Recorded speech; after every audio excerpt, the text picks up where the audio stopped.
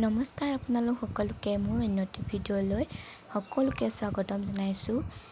আজি ভাবিছোঁ মাছ অলপ শুকুৱাই দিওঁ। যিহেতু ঘৰত মাছ বেছিকৈ আছিলে, ভাবিলোঁ মাছখিনি শুকুৱাই পেলাওঁ।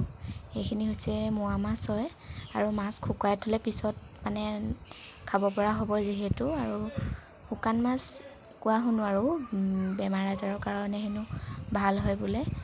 তাৰপৰা এনেকৈ ভাবিলোঁ, এতিয়া ৰ'দো চোকা হৈ আছে যিহেতু মাছখিনি খুব ধুনীয়াকৈ ধুলোঁ। ধুই পেটুখিনি কাঢ়ি পেলালোঁ।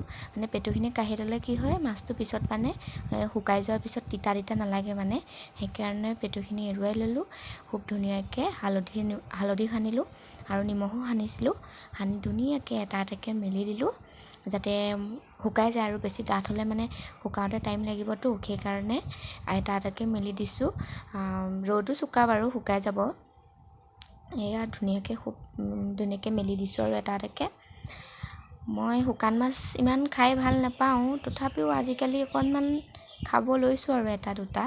যিহেতু ঘৰত মানে গালি পাৰে, সেইকাৰণে মানে আজিকালি এটা দুটা খাওঁ আৰু শুকান মাছ। আপোনালোকে খাই ভাল পায় নাই বাৰু ক'বচোন।